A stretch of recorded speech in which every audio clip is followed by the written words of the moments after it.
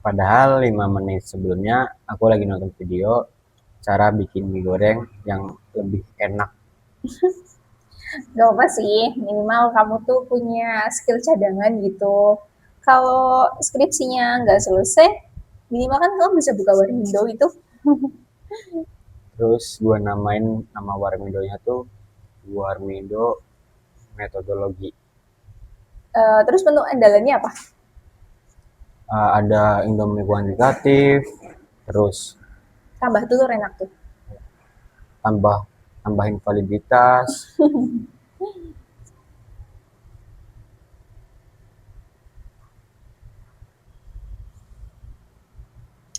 Aku mau nanya lagi deh, Nanya apaan? kau pernah nggak sih kayak lagi santai, lagi rebahan gitu, tapi tiba-tiba tuh rasanya kayak deg banget. Kayak ada sesuatu hal yang akan terjadi gitu. Tapi aku nggak tahu itu apa gitu. Kalau kayak gitu mah aku juga sering. Sering. Kenapa Nah, itu kira-kira? ya macam-macam karena tiba-tiba ingat aku belum balas chat dosen, Mm-mm. aduh aku belum revisian, banyak lah pokoknya.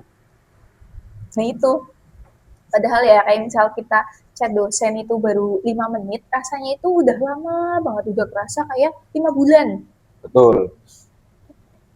Dan lucunya tuh ya, kalau kita chat temen 5 hari itu nggak dibalas, ya kayak biasa aja udahlah gitu. Mm-mm. Ya sih. Itu kalau misal kita nggak dibalas sama dosen 5 menit, rasanya tuh kita udah bikin teori sendiri gitu loh, udah berangan-angan kayak kenapa ya, kenapa ya, kenapa ya gitu. Terus tuh kayak mikir, hmm, ih ini mah bakal marah nih. Terus kepikiran lagi, kayaknya judulku bakal ditolak deh. Terus dia ngomong, kayaknya aku disuruh ngulang lagi kuliahnya. Padahal mah beliau belum tentu ini juga kan udah baca belum. Terus juga siapa tahu lagi makan. Tapi kita udah mikirin hal-hal yang belum tentu terjadi. Nah, makanya itu manusia itu unik. Ya karena kita bisa Mm-mm. bikin skenario film di kepala kita sendiri loh. Dari satu centang WhatsApp aja bisa tuh bikin film. Ya, bener banget. Terus overthinking kita itu bukan versi yang gratis loh. Ini tuh premium. Ada, Ada fitur yang bikin panik sendiri tuh. iya.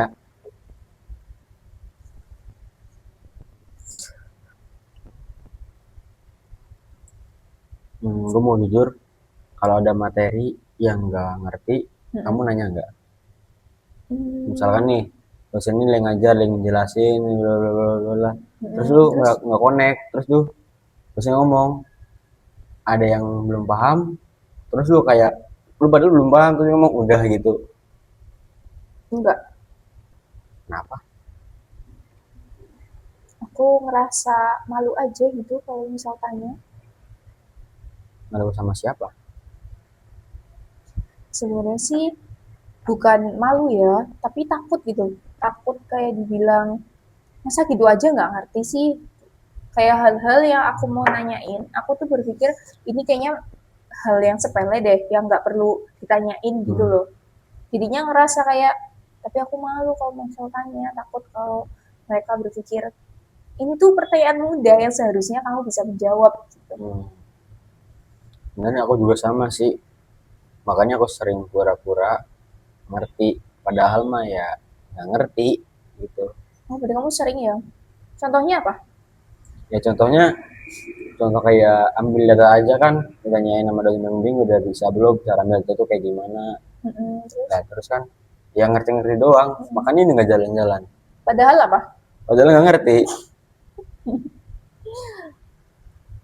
Tapi aku pernah sih gitu, tapi lebih parah dari itu.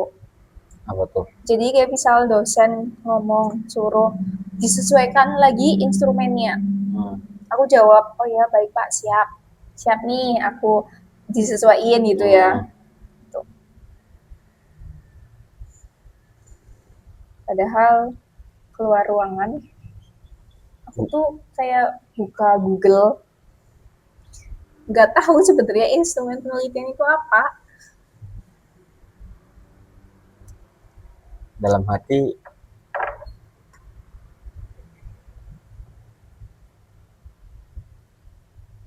kita juga masih bingung kan ya. Mm-mm.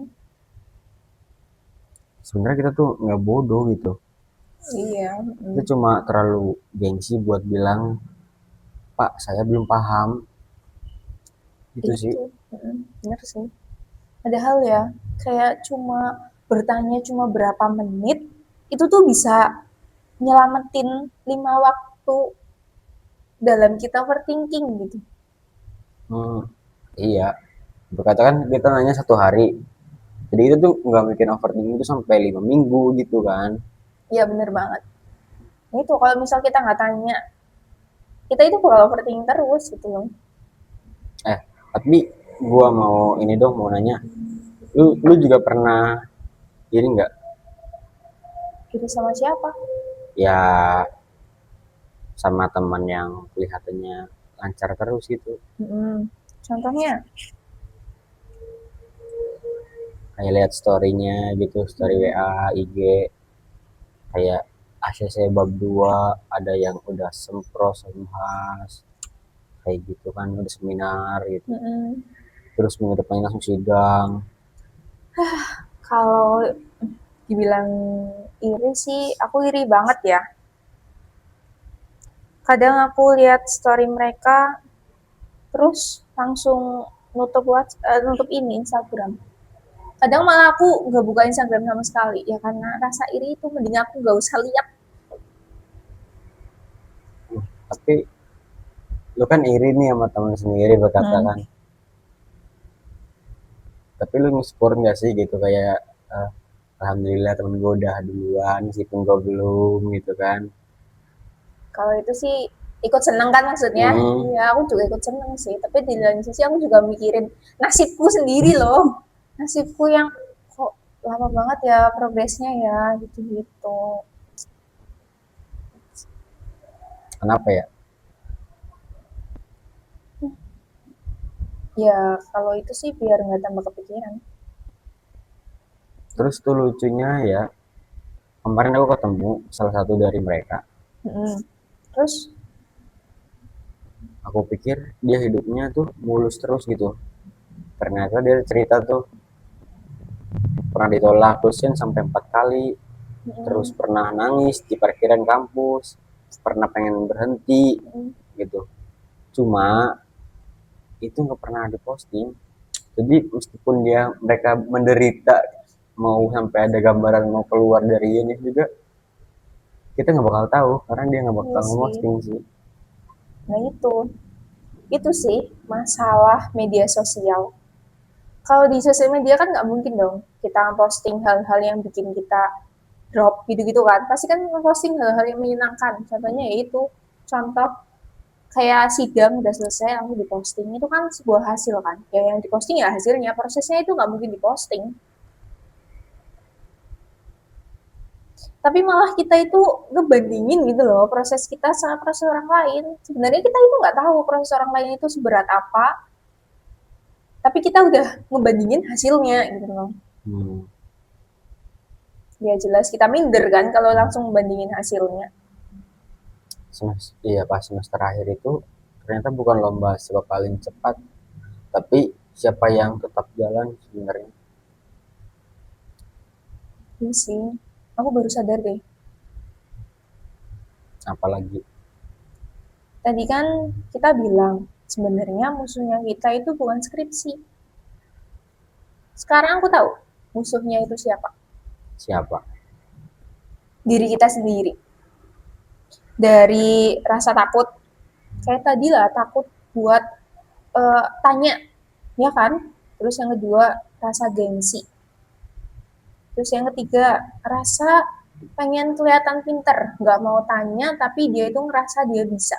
Padahal nyatanya dia bingung sendiri.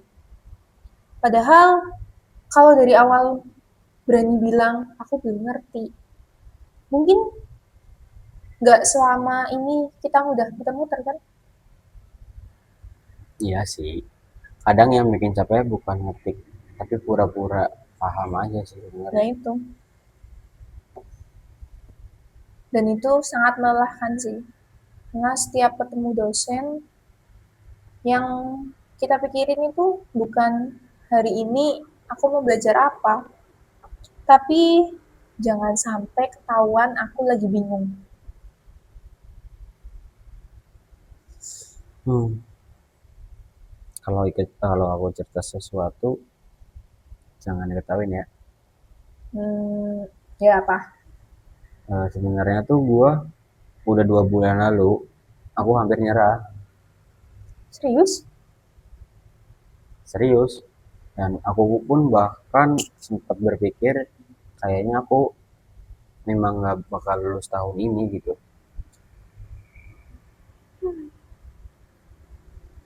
Terus gimana? Terus tuh ada satu kejadian yang akhirnya mengubah semuanya gitu. Emang kejadian apa sampai bisa ngerubah kayak gitu? Itu plot twist banget sih sebenarnya.